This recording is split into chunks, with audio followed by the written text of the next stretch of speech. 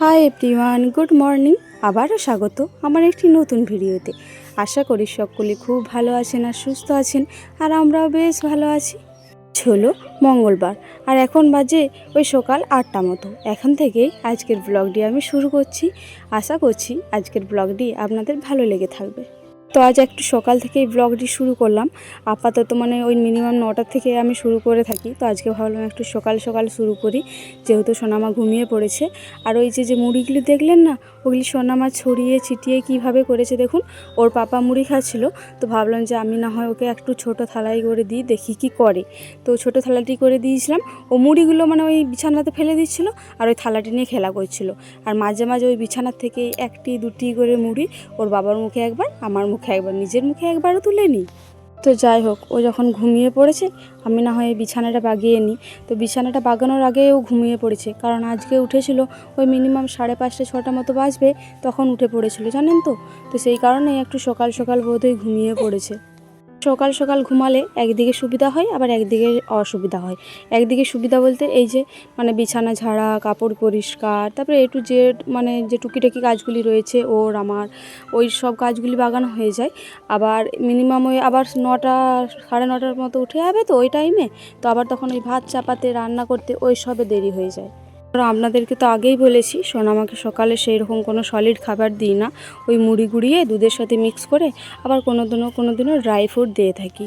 যাই হোক, চলুন এরপর মশারিটি দিয়ে আমি এবারে কাপড়গুলি পরিষ্কার করতে যাব।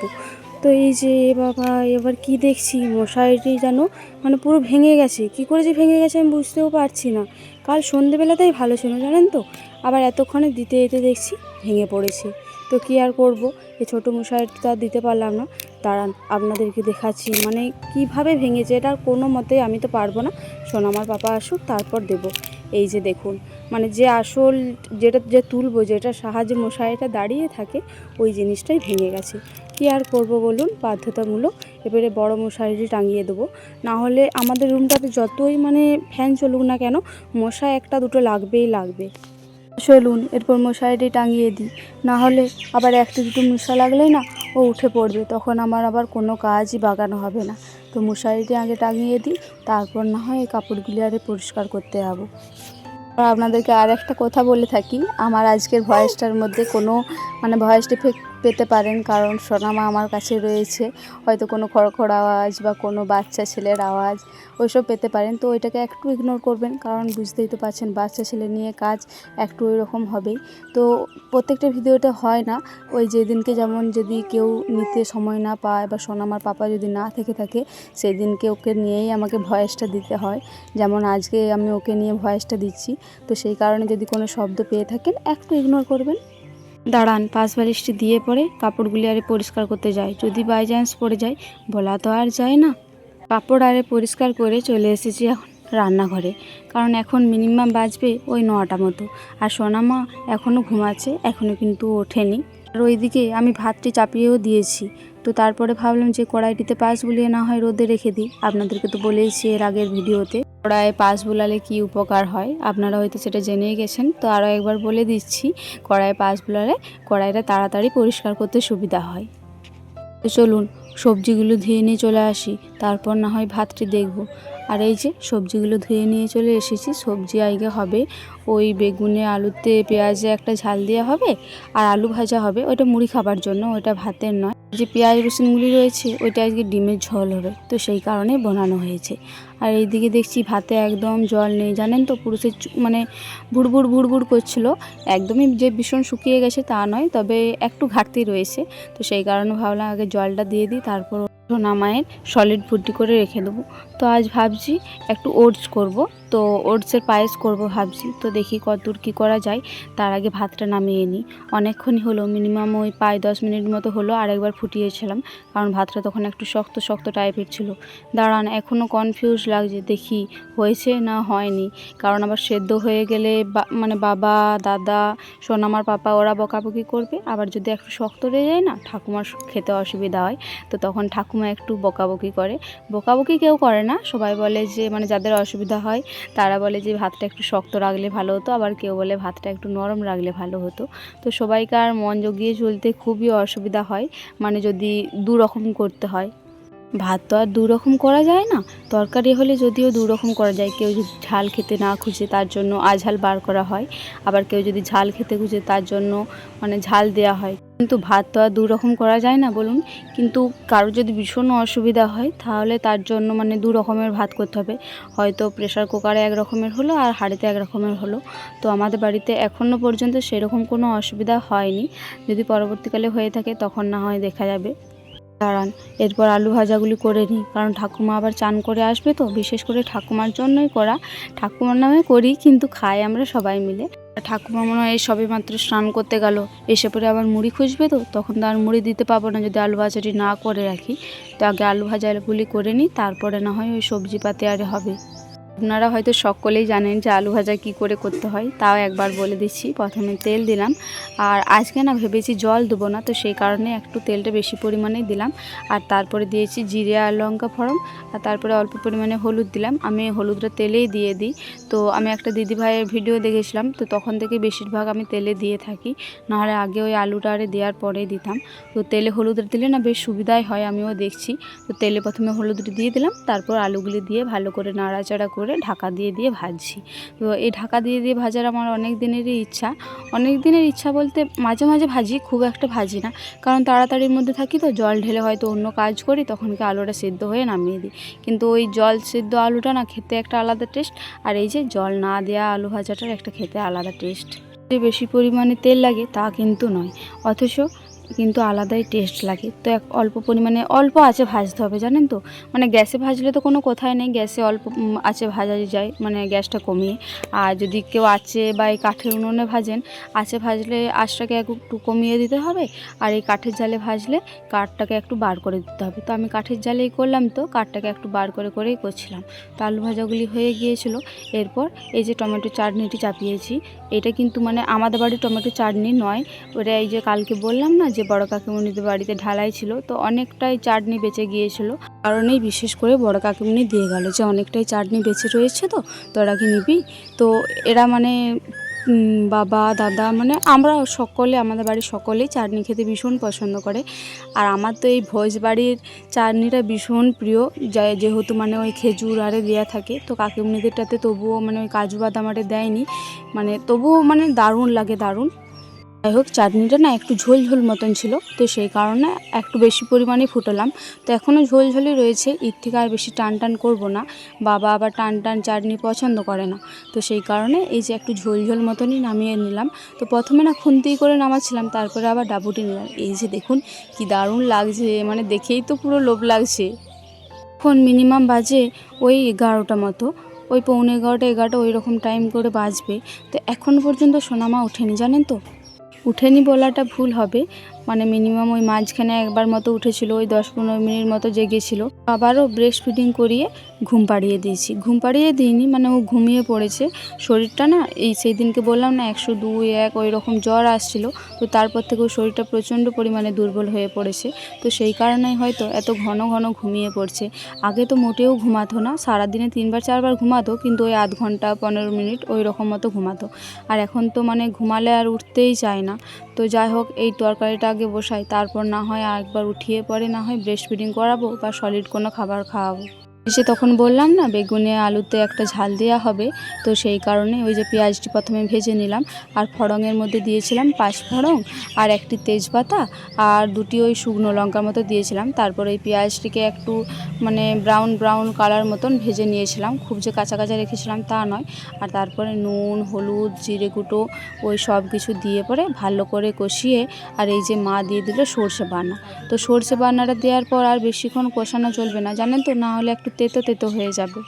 তো সেই দিকে আবার খেয়াল রাখতে হবে যেন খুব একটা বেশি না কষানো যায়, না হলে ওই যে বললাম তেতো হয়ে যাবে। তো দেখুন আমি খুব একটা বেশিক্ষণ কষালাম না, ওই মিনিমাম ওই আধ মিনিট বা 1 মিনিট ওই রকম মতন কষিয়েছি। তারপরে এই যে জলটি দিয়ে দিলাম, তো একটু বেশি পরিমাণেই দেবো, সেদ্ধ হবে তো আলুগুলো। আর এই যে ঢাকা দিয়ে দিলাম।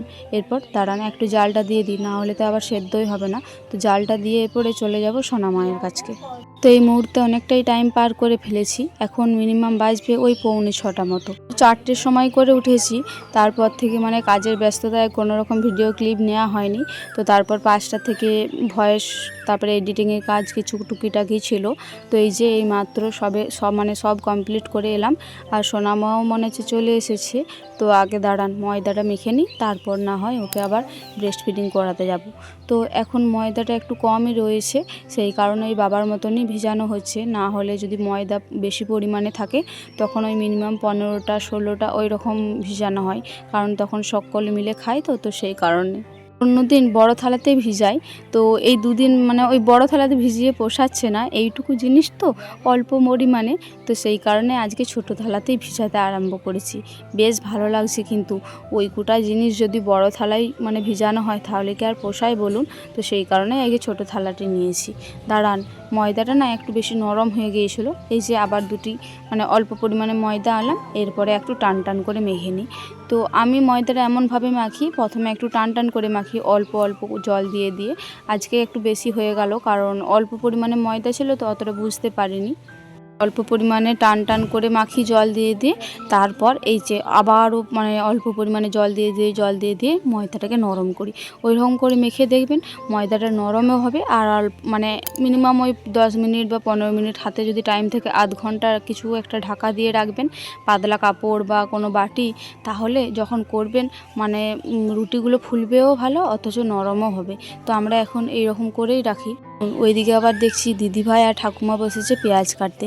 এটা কিন্তু আমাদের এইখানে ঠাকুমা নয়, আপনারা হয়তো দেখেছেন আমার ঠাকুমা শাশুড়িকে। এটা হচ্ছে আমার বাপের বাড়ির ঠাকুমা। তো এখানকার মা ঠাকুমা সবাই মিলে বলেছিল যে একবার আসবে, পেঁয়াজগুলো কেটে দিয়ে যাবে, কারণ বেশ অনেকখানি পেঁয়াজই হয়েছে। তো এর আগের বছরে আরও হয়েছিল জানেন তো, এই বছরে একটু কম রয়েছে। আর দিদিভাইও এইদিকে বসেছে। দিদিভাইকে সকলে মিলে বারণই করছিল, কারণ ওর তো অসুবিধা হবে।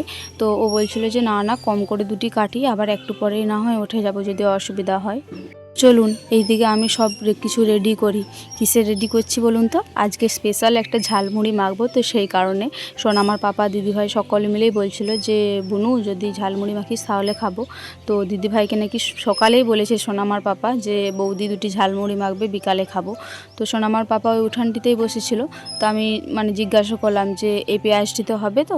তো বললে যে হ্যাঁ হয়ে যাবে, 3-4 জন খাবো। তো ওই যে ঠাকুমা এসেছে, ঠাকুমাকেও দুটি দেবো ভাবছি।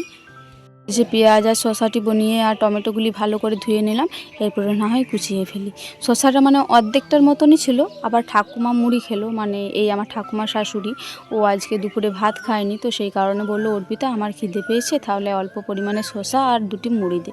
তো সেই কারণে ঠাকুমাকে ওই অর্ধেকটা শসা দিয়েছি। আর এই যে আমরা নিচ্ছি অর্ধেকটা শসা। আর দাঁড়ান শেষকালে দেখাচ্ছি মানে এই ঝালমুড়িটার মধ্যে কি পড়বে আর কি না পড়বে। তার আগে এই যে সব কিছু জিনিসগুলি ভালোভাবে কুচিয়ে নিই। সত্যি কথা বলতে আজকে ঝালমুড়ি খাওয়ার মেম্বার কিছুটা কমই বটে, অন্যদিন না আরও থাকে। কারণ সঞ্জীব ভাই আসে, মনীষা বুনু আসে, আমি, দিদি ভাই, সোনামার পাপা, দাদা ভাই, মানে মিনিমাম অনেকজনাই হয়ে যায়। আবার আবির খেপা থাকলে আবির খেপাও বসে। আবার তার সাথে সোনামাও কিন্তু যোগ দেয়, ও কিন্তু বাতিল যায় না। এই যে দেখুন আপনাদের সাথে গল্প করতে করতে আমার সব কটাই বানানো হয়ে গিয়েছে। এই যে এরপরে দিয়ে দিই মুড়িতে। তো দিদিভাই মুড়িটা, চানাচুর আর একটা স্পেশাল চাটনি, মানে তেল চাটনির মতো টাইপের মিক্স ভেজ যে চাটনিগুলো হয় না, ওই গাজর আম মানে ইটি সিটি সব দিয়ে একটা চাটনি মতন হয়, ওই চাটনিটা দাদাভাই এনেছে। ওইটার জন্যই মানে এই ঝালমুড়িটার আরও বেশি দ্বিগুণ হয়ে যায় টেস্টটা। আর এই ঝালমুড়িটার মধ্যে দুটো জিনিসের ঘাটতি আছে, তো সেটা একটু পরে শুনতে পাবেন একজনাকার মুখ থেকে, মানে রিভিউ নেব তার কাছ থেকে, কারণ তার জন্য বিশেষ করে এই ঝালমুড়িটা মাখা। এখন ধরেই বেশ মাখলাম, এরপরে মনে হচ্ছে হয়ে গেছে। হ্যাঁ ঠিক হয়ে গিয়েছে। চলুন এরপর ঠাকুমাকে একটাই আর সোনামার পাপাকে একটাই দিয়ে দিই। তো ঠাকুমা বললো যে পরে খাবে, ঠাকুমাকে শুধালাম যে ঠাকুমা এখন খাবে কি, বললো না পরে খাবে। তো চলুন সোনামার পাপাকেই দিয়ে দিই। তো ওকে বললাম যে আগে খেয়ে বলো কেমন হয়েছে, তার মতন খাবে, না হলে খাওয়ার কিন্তু দরকার নেই যদি খারাপ হয়ে থাকে। তো ওই দুটির মতো নিল, তারপর বললো যে হ্যাঁ ভালোই হয়েছে, কিন্তু আমি তো বুঝতে পারছি কারণ আজকে ঝালমুড়িটা খুব একটা ভালো হবে না, কারণটা আপনারা নিজেরাই শুনে নিন। কেমন লাগে? মিথ্যা কথা বলবে না, যা বলবে সত্যি বলো। কি কম আছে মনে হচ্ছে? কি কম বলে তোমার কি বলবো, শসা শসা আর কাগজি সবেরই কম আছে, শুধু পেঁয়াজ আর টমেটোটাই বেশি হয়ে গেছে। না আপনারা তো নিচে কানেই শুনে নিলেন কিসের ঘাটতি রয়েছে, মানে সব কিছুরই ঘাটতি রয়েছে। কারণ আজকে অনেকগুলোই মুড়ি মাখা হয়েছিল, তো তার পরিমাণে জিনিসগুলো থাকেনি। 1 নাম্বার শসাটা তো থাকেইনি, ঝালমুড়িতে শসাটাই হচ্ছে স্পেশাল জিনিস। তো তার জায়গায় তো আপনারা দেখলাম মানে কতটুকু খানি ছিল। আর মানে লেবু মানে A to Z সবই কম রয়েছে, শুধুমাত্র ওই পেঁয়াজ আর টমেটোটাই মানে একটু বেশি পরিমাণে ছিল। আবার দিদিভাই পাশ থেকে বলছিল যে ভাই বলো বলো যে শসাটা একটু কম রয়েছে। আর আপনাদেরকে তো বললামই শটামাও কিন্তু বাতিল যায় না আমাদের এই ঝালমুড়ি খাওয়ার দিক থেকে। তো দাঁড়ান ওর মুখে দুটিখানি দিয়ে দিই, তাহলে না ও তবলিয়ে তবলিয়ে বেশ খায় কিন্তু, আর আমাদেরকে বিরক্তও করবে না, আর ও সন্তুষ্ট হয়ে বসে থাকবে, তাহলে আমরাও ভালোভাবে খেতে পাবো। নিচটাই বসিয়ে দিয়েছিল দিদিভাই, কারণ দিদিভাইয়ের নিতে অসুবিধা হচ্ছিল। তো দেখছি নিচে বসিয়ে দিতে ও ইটি সিটি মানে নিচে যা পড়ে রয়েছে ওগুলি শুধু তুলে তুলে খাওয়ার ধান্দা করছে। খাবার জিনিস দিলে খাবে না, ওই শুধু ইটি সিটিগুলি নিচে কুড়িয়ে কুড়িয়ে খাবে। তো দিদিভাই বলে দাঁড়া তোকে কলে চাপিয়ে নিচ্ছি, দেখি তুই এরপরে কেমন খেতে পারিস। তো এই মধ্যবিত্ত বাড়িতে আমরা এই অল্প জিনিসেই না অনেকখানি খুশি হয়ে পড়ে থাকি, অনেক খুশি হয়ে পড়ে খাবারগুলো আরে খাই এই অল্প খাটো জিনিস। আর এই ছিল আজকের আমার স্পেশাল মানে ঝালমুড়ির রেসিপি। তো আমরা ততক্ষণকে খেয়ে নিই চলুন। আর আজকের ভিডিওটি আমার এই পর্যন্তই, আবারও দেখা হবে পরবর্তী কোনো ভিডিওতে। আর আজকের ভিডিওটি যদি ভালো লেগে থাকে একটি লাইক কমেন্ট আর সাবস্ক্রাইব করে আমার এই ছোট্ট চ্যানেলটির পাশে থাকবেন।